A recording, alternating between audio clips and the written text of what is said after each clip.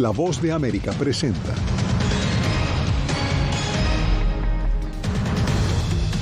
Tras una larga batalla legal, la Cámara de Representantes revela 6 años de impuestos del expresidente Donald Trump.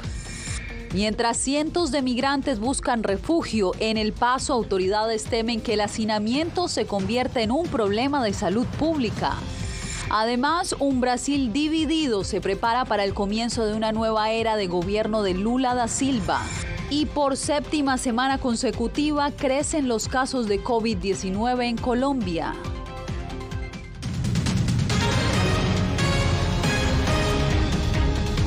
¿Qué tal? Desde Washington les doy la bienvenida al Mundo al Día. Tras años de bloqueos, este viernes el Comité de Medios y Arbitrios de la Cámara de Representantes reveló 6 años de declaraciones de impuestos del expresidente Donald Trump. El hecho representa otro revés para su imagen y su nueva aspiración para llegar a la Casa Blanca en el 2024. Jacopo Luzzi nos explica en detalle lo que contienen estos registros. 6 años de declaraciones fiscales del expresidente Donald Trump fueron reveladas este viernes por parte de los legisladores demócratas de la Cámara de Representantes. Tras años de duras batallas legales y especulaciones sobre los recursos financieros del exmandatario estadounidense, los registros completos de 2015 a 2020 brindan una ventana inusual a la complejidad de las finanzas del republicano. Un presidente no es un contribuyente ordinario. Tiene poder e influencia a diferencia de cualquier otro estadounidense. Y un gran poder conlleva una responsabilidad aún mayor. Los registros muestran que Donald Trump pagó poco o nada durante sus 2 primeros años de mandato. En 2016 y 2017 solo pagó $750 por año, una cifra mucho menor de lo que pagan impuestos anualmente un ciudadano estadounidense. En el 2018 el mandatario pagó casi $1 millón y en 2020 no pagó nada, cuando sus ingresos disminuyeron y las pérdidas presuntamente aumentaron. El entonces candidato y luego presidente siempre se negó a publicar sus declaraciones de impuestos. Muéstranos tus declaraciones de impuestos. Pagué $38 millones un año. Pagué $27 millones un año. Tras las revelaciones de este viernes, Trump advirtió: va a conducir a cosas horribles para tanta gente. Los demócratas radicales de izquierda han armado todo, pero recuerden, esa es una peligrosa calle de doble sentido. La batalla legal y política se podría haber evitado si Trump hubiera seguido el precedente de los presidentes estadounidenses, quienes voluntariamente siempre han publicado sus declaraciones de renta. Jacopo Luzzi, Voz de América, Washington.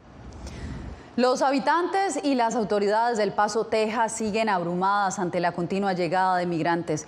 Muchas de las calles de la ciudad se han convertido en refugios a la intemperie. Como nos informa Diva Lizette Cash, ahora la preocupación es que la situación se convierta en un problema de salud pública. Una vida a la intemperie es la realidad que enfrentan cientos de migrantes que acampan en El Paso, Texas, donde las temperaturas siguen marcando cifras por debajo del punto de congelación. Es el caso de Melvis Rodríguez, un inmigrante venezolano que fue devuelto por las autoridades migratorias luego de que la vigencia del título 42 fuera extendida. Nos agarró la migra y nos echó para atrás. Ya llevo dos veces que nos han tirado para atrás y no hemos podido. Esta es hora de que no he probado un bocado de comida. Como él, miles han llegado al Paso, duermen en las calles rodeados de basura, desechos y condiciones sanitarias que podrían crear y propagar enfermedades infecciosas que ya alertan a las autoridades.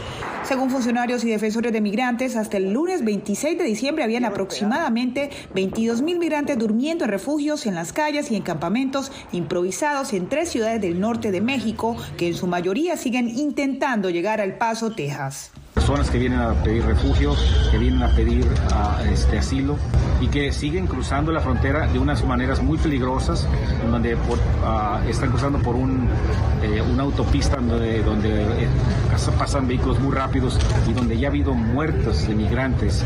En respuesta al aumento en el número de migrantes que cruzan la frontera en El Paso, las oficinas de aduanas y protección fronteriza de Estados Unidos han instalado una tienda de campaña. La instalación será utilizada por el sector de El Paso de la patrulla fronteriza de Estados Unidos para proporcionar capacidad adicional de procesamiento de inmigrantes y para albergar aproximadamente a 1,000 de ellos, mientras son procesados de acuerdo con la Ley de Inmigración de Estados Unidos. Con la amenaza del resurgimiento de la COVID-19, la gripe y otras enfermedades, los funcionarios de la ciudad comienzan a enfrentar un doble reto, el migratorio y el riesgo de un problema de salud pública. Diva Lizette Cash, Voz de América, Washington. Y también ante la llegada de miles de migrantes a la frontera norte de Tamaulipas, el gobierno de ese estado mexicano trata de lidiar con el reto de darle refugio y mitigar el impacto de las bajas temperaturas del invierno en esa comunidad. Víctor Hugo Castillo nos envía el siguiente reporte. Miles de migrantes a lo largo de la frontera norte de México esperan en tiendas de campaña, viven en las calles o en los albergues que ya están al tope de su capacidad. Sino que venimos pues con la esperanza y la ilusión pues de salir adelante. Y se mantienen alertas ante cualquier cambio que pudiera surgir en la política migratoria de Estados Unidos para solicitar asilo. A veces pensamos que todo ya se acabó, pero no.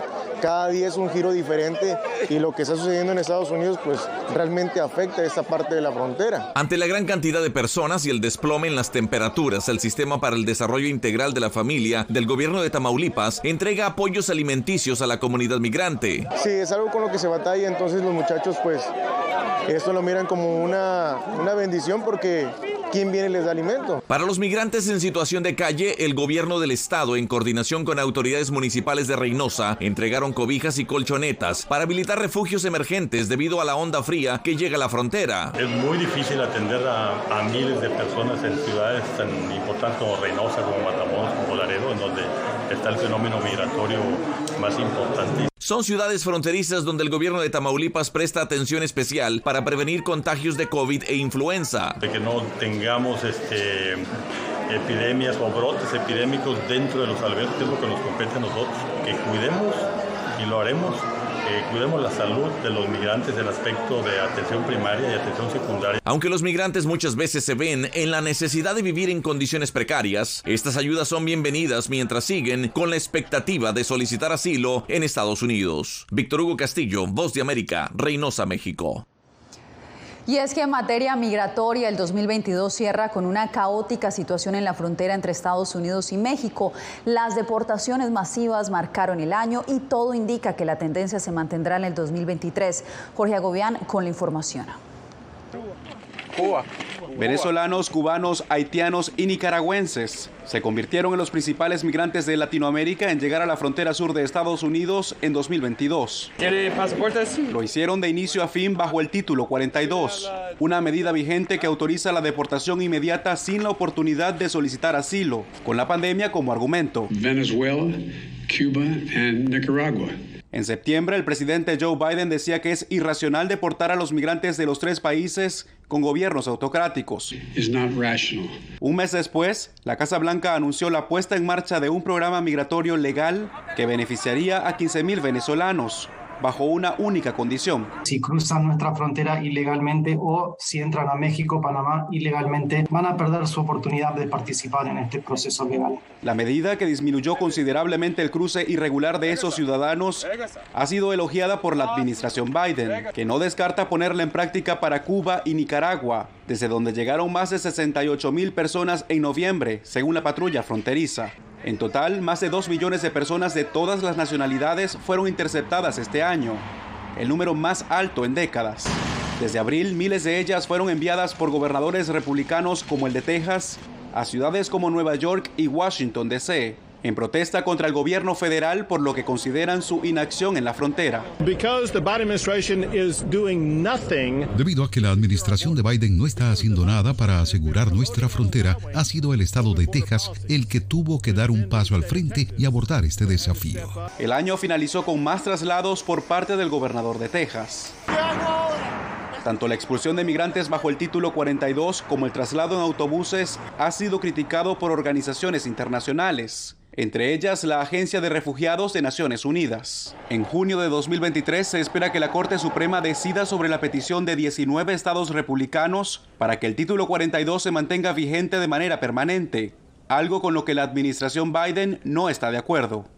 Jorge Agobián, Voz de América. La Unión Europea instó este viernes a sus líderes a emprender mayores controles por el aumento de casos de COVID-19 en China. En una carta a los ministros de salud de los 27 miembros de la Unión, Stella Kyriakides, jefe de salud del bloque, manifestó que la organización debería estar muy atenta, ya que China levantará las restricciones de viaje este 8 de enero. La funcionaria hizo varias recomendaciones, entre ellos levantar las restricciones de viaje después de que China levante las restricciones de este viaje, pueden empezar a realizar nuevas prácticas sobre la secuenciación genómica del coronavirus como un paso inmediato, y también vigilar de las aguas residuales, incluidas las de los aeropuertos más transitados. Y en Estados Unidos sigue creciendo el número de casos y hospitalizaciones por COVID-19. Adriana Arévalo nos actualiza. Estados Unidos reporta un aumento del 19% en casos de COVID-19 y no se trata de una situación aislada por la temporada. La ola de casos en China, sumada a lo que la comunidad internacional ha calificado como falta de transparencia en el reporte de infecciones y datos de ese país, ha desencadenado nuevas medidas. Para ingresar a Estados Unidos, apunta la exigencia de pruebas negativas de COVID a los viajeros procedentes del país asiático. El problema en China es que básicamente eliminaron todas las restricciones y la penetración de las vacunas allá obviamente no es tan buena como en los Estados Unidos. Precisamente son las vacunas las que, según los especialistas, deberían ser el arma número 1 de los estadounidenses contra la infección de COVID-19 y los retos del momento. La vacuna, ya sea la serie original o la serie Omicron bivalente, aún protege a las personas contra enfermedades graves y la muerte. Aunque varias ciudades consideran volver al uso del tapabocas obligatorio debido a la saturación hospitalaria y el creciente número de infecciones, los expertos en prevención y educación sanitaria recuerdan que individualmente podemos hacer mucho para evitar la extensión del virus. Si no quiere tener que usar una máscara y todas estas otras cosas, si no quiere el distanciamiento social, que son cosas que recomendamos en salud pública, entonces tendrá que cuidar su sistema inmunológico. Es decir, alimentarse apropiadamente, hacer ejercicio y reportar cualquier cambio en su salud a su médico de cabecera. Adriana Arévalo, Voz de América, Las Vegas. Y también en Colombia, con las celebraciones decembrinas, ha habido un repunte de las infecciones. Jair Díaz nos trae el reporte. El incremento de casos positivos de COVID-19 en Colombia tiene encendidas las alertas de las autoridades sanitarias en el país.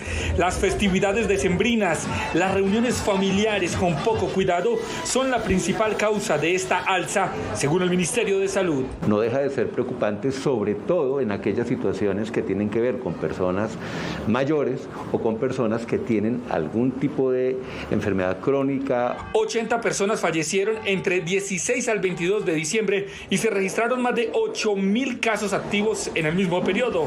Bogotá y Medellín son las ciudades con el mayor número de contagios. Por eso las autoridades sanitarias insisten. Muy importante completar el esquema de influenza. Si nos colocamos todas estas vacunas y tenemos nuestros esquemas al día, esperamos seguir protegiendo nuestra ciudad de estas enfermedades. Para el epidemiólogo Diego Rosselli, en las reuniones familiares se debería mantener el uso de la mascarilla, ya que es la barrera de contagio más efectiva para no contagiarse de coronavirus. Si algo hemos aprendido en estos 2 años y medio de pandemia es cómo se transmite el virus, y sabemos que es una comunicación oral, y la medida más efectiva, particularmente en ambientes cerrados y en donde hay aglomeración de personas, es el tapabocas. De eso no hay ninguna duda. Por algo en los aviones y en el transporte aéreo se ha mantenido. Desde el inicio de la pandemia a lo corrido del año 2022, en Colombia se han registrado más de 6 millones de contagios. Las autoridades también están alerta por la situación con la enfermedad en China. Jair Díaz, Voz de América, Bogotá. Hacemos una breve pausa y volvemos en minutos. En tiempos de cambios, cuando el mundo parece incierto y lo que escuchamos no refleja lo que vemos, buscamos la verdad. A través de la pantalla de la... Cuando nos cuentan solo una parte de la historia, perdemos la confianza. En momentos de crisis, nuestros sueños, esperanzas y deseos de un mejor mañana dependen de una prensa libre. En La Voz de América, Te traemos las historias que la gente se arriesga a ver. Conectamos el mundo y lo unimos con la verdad.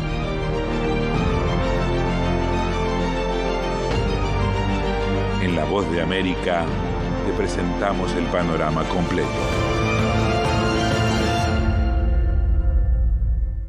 ¿Qué tal? Desde Washington comienzan las noticias en El Mundo al Día. Día a día, desde la capital de Estados Unidos y donde se producen las noticias que más te impactan. El objetivo es llegar al otro lado de la frontera para pedir asilo. La Voz de América te conecta con El Mundo al Día. Los hechos más allá de la noticia. Para que tomes decisiones bien informadas, en el lenguaje que quieres, donde quieras y como prefieras. Conéctate con El Mundo al Día. Actualidad. Nos vamos a ver otra cepa nueva y otra cepa nueva. Análisis. En realidad, mucha de esta gente va a quedar parada de nuevo y va a ser una tragedia humana. Debate. Dejen la obsesión. La obsesión la tienen ustedes. Con la información más allá de los titulares. El tema energético es algo que se está analizando. La inflación es un problema global. 30 y 50 metros están ya las tropas. Su respuesta, doctor. Todas las semanas por La Voz de América.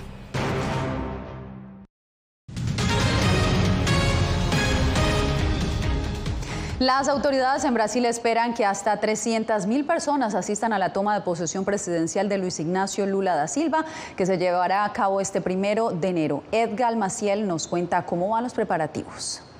Desde 1989, cuando Brasil volvió a tener elecciones directas, Celita da Costa ha votado por Luis Ignacio Lula da Silva. Desde entonces, la empleada doméstica ha visto a Lula alcanzar la presidencia en 2 ocasiones. Siento saudades. Son años que extraño mucho. Mi vida mejoró mucho cuando Lula fue presidente. Mis hijos fueron a la universidad, tuve más dignidad y vi crecer a mi familia. Millones de brasileños salieron de la pobreza durante el primer gobierno de Lula, entre 2003 y 2010. El primer día de enero, Celita planea viajar por primera vez a Brasilia, la capital de Brasil, para asistir a la posesión del presidente que ella ayudó a elegir. Fueron 4 años de mucho sufrimiento para mi país. Por eso decidí ir a verlo de cerca. Quiero guardar ese momento en mi memoria. Cuando Lula use la banda presidencial, tendrá desafíos difíciles por delante. La elección de 2022 fue la más polarizada y feroz en la historia de la democracia brasileña. El candidato de la izquierda ganó por apenas 2 millones de votos de diferencia ante Jair Bolsonaro, que buscaba la reelección.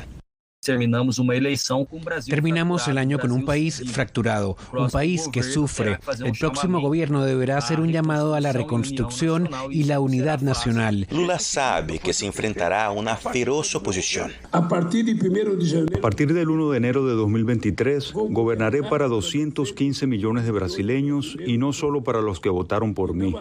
No hay 2 Brasiles, somos un solo país, un solo pueblo, una gran nación. Y para eso, el nuevo presidente tendrá que convivir con una sólida bancada derechista en el Congreso. Lula tiene la capacidad de manejar un Congreso hostil. En los últimos meses hizo alianzas con partidos que incluso eran simpatizantes de Bolsonaro. Lula ha dicho que al llegar a la presidencia planea combater al hambre, invertir en un sistema sanitario universal y una red habitacional para familias de bajos ingresos. Edgar Maciel, Voz de América, São Paulo. Los mandos militares de Ecuador y Colombia acordaron fortalecer la estrategia conjunta para combatir la criminalidad en su frontera común. Néstor Aguilera nos cuenta en qué consisten los acuerdos. Durante aproximadamente 6 horas, los altos mandos militares del Ecuador y Colombia analizaron estrategias para enfrentar múltiples amenazas del crimen organizado en la zona de su frontera común. Es así como vamos a hacer ingentes esfuerzos por mantener unos exhaustivos controles a lo largo de estos 586 kilómetros de frontera. Las tareas combinadas se concentrarán en los departamentos de Nariño y Putumayo del lado colombiano y en las provincias de Carchi, Esmeraldas y Sucumbíos del lado ecuatoriano. Las principales preocupaciones para los 2 países radican principalmente en temas de narcotráfico, minería ilegal, tráfico de personas, migración irregular, entre otros. Para delinear estrategias que permitan enfrentar y neutralizar estas amenazas que están interrumpiendo la vida normal de la sociedad. Para el exdirector de inteligencia del ejército ecuatoriano, Mario Pazmiño, es necesario fortalecer la presencia militar en la provincia ecuatoriana de Esmeraldas, a fin de tener concordancia con el trabajo que realicen sus pares colombianos del otro lado de la frontera. Por ahí sale el 75% de la producción de cocaína de Colombia. Esto quiere decir que por nuestro país desborda 700 toneladas. Y esas salen por los diferentes puertos. El encuentro se llevó a cabo apenas 2 semanas después de una publicación en Twitter del presidente colombiano Gustavo Petro, en la que manifestó haber acordado con su homólogo ecuatoriano Guillermo Lasso activar los mecanismos binacionales para la protección de la frontera. Néstor Aguilera, Voz de América, Quito. Al regreso, una población hondureña le sigue los pasos a El Salvador y adopta el Bitcoin.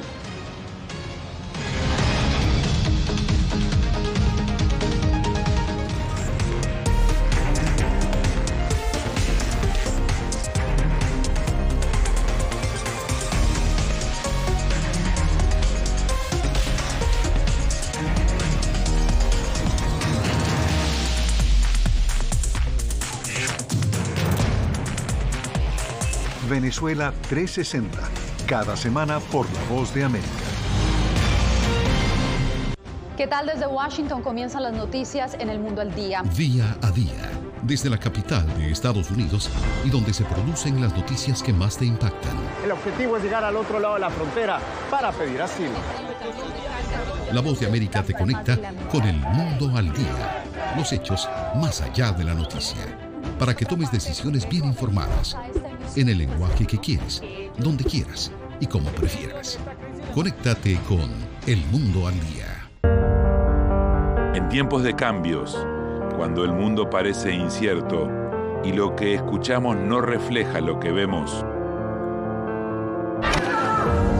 buscamos la verdad. A través de la pantalla de la... Cuando nos cuentan solo una parte de la historia, perdemos la confianza. En momentos de crisis, nuestros sueños, esperanzas y deseos de un mejor mañana dependen de una prensa libre. En La Voz de América te traemos las historias que la gente se arriesga a ver. Conectamos el mundo y lo unimos con la verdad.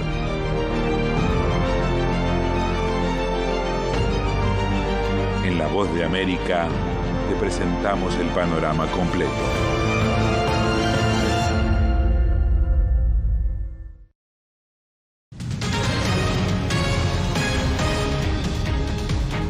Tras la adopción del Bitcoin, la población de Santa Lucía en Honduras se ha convertido en la primera en ese país en aceptar el uso legal de la criptomoneda. Ángela González nos tiene la información. El Bitcoin llegó a esta población en Honduras a media hora de camino en auto desde la capital Tegucigalpa, que ya la adoptó como moneda legal. Se va a educar a toda su comunidad para el uso y el manejo de las criptomonedas y que puedan circular en diferentes negocios que están desarrollándose aquí en la comunidad y generar el criptoturismo. Talleres para aprender a invertir, ahorrar y obtener ingresos con estas monedas digitales están siendo impartidos a alrededor de 60 negocios locales bajo el proyecto Bitcoin Valley.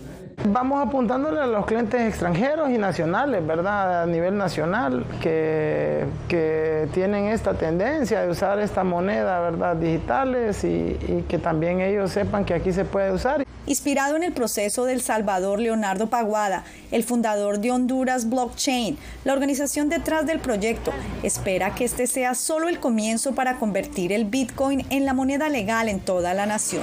Hemos tomado las experiencias que han tenido los otros países y las hemos mejorado. Creemos que una de las cosas que se disminuye es el riesgo de la volatilidad de las criptomonedas, transmitiéndole a los comercios el pago instantáneo ya en la moneda local, para de esta manera eliminar el riesgo de la fluctuación que tienen las criptomonedas. Santa Lucía en Honduras declaró el Bitcoin como moneda legal en julio pasado. Ángela González, Voz de América.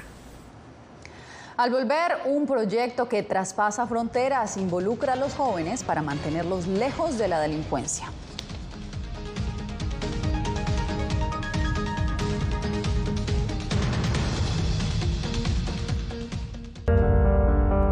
En tiempos de cambios, cuando el mundo parece incierto y lo que escuchamos no refleja lo que vemos, buscamos la verdad. A través de la pantalla de la... Cuando nos cuentan solo una parte de la historia, perdemos la confianza. En momentos de crisis, nuestros sueños, esperanzas y deseos de un mejor mañana dependen de una prensa libre. En La Voz de América te traemos las historias que la gente se arriesga a ver. Conectamos el mundo y lo unimos con la verdad.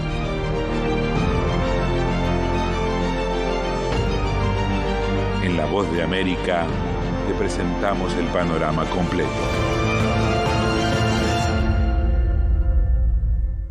¿Qué tal? Desde Washington comienzan las noticias en El Mundo al Día. Día a día, desde la capital de Estados Unidos y donde se producen las noticias que más te impactan. El objetivo es llegar al otro lado de la frontera para pedir asilo. La Voz de América te conecta con el mundo al día. Los hechos más allá de la noticia. Para que tomes decisiones bien informadas. En el lenguaje que quieres, donde quieras y como prefieras.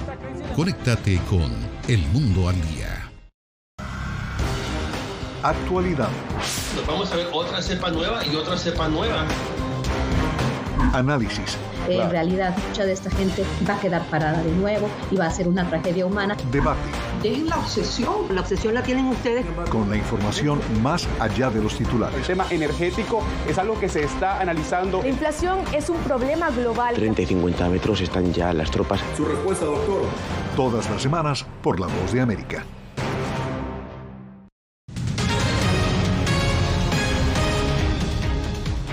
Un grupo de jóvenes emprendedores en Honduras lucha contra la desigualdad, el abandono estatal y la pobreza a través de un proyecto llamado Héroes 504. Óscar Ortiz nos cuenta más de esta iniciativa que traspasa fronteras. Alrededor de un 50% de los jóvenes en Honduras que pierden la vida son menores de 30 años. La mayoría de las 800 muertes reportadas en 2022 fueron de jóvenes que vivían expuestos a la violencia, según el Observatorio de la Violencia de la Universidad Nacional Autónoma de Honduras. Para disminuir la tasa de mortalidad, nació Héroes 504, una iniciativa impulsada por jóvenes voluntarios, quienes con sus propios fondos protegen a menores mediante una plataforma educativa que también ofrece apoyo emocional a los menores. Que el niño aprenda cosas diferentes a lo de una escuela, que ir ampliando su mente en temas de ciencia, de arte, de derecho.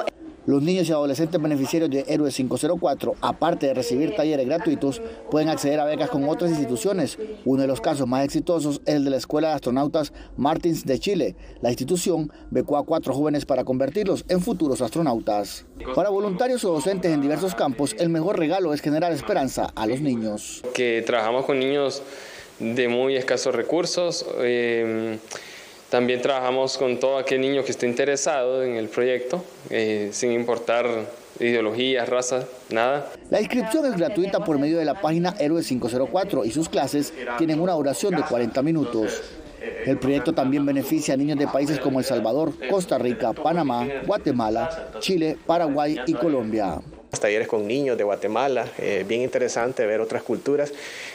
Al final son niños que son una esponjita que quieren aprender. El proyecto, que comenzó con 50 niños en Tegucigalpa, Honduras, ahora beneficia a más de 5.250 a nivel latinoamericano. Óscar Ortiz, Voz de América, Honduras. Los homenajes a la memoria del rey Pelé se extienden por todo el mundo. Un día después de su fallecimiento, estadios y monumentos se engalanan para honrar su nombre. La estatua de Cristo Redentor se iluminó con los colores de verde y amarillo de su natal Brasil, al igual que el estadio Maracaná en Río de Janeiro. Pelé, quien peleó una dura batalla contra el cáncer, se convirtió en uno de los atletas más grandes de la historia moderna. Por una vida que dejó huella dentro y fuera de la cancha, hoy y siempre su nombre será recordado con respeto y admiración. Así también nosotros nos despedimos de este año en El Mundo al Día. Gracias por todo su apoyo durante todo este 2022. Los esperamos con mejores noticias en el 2023. ¡Feliz año para todos!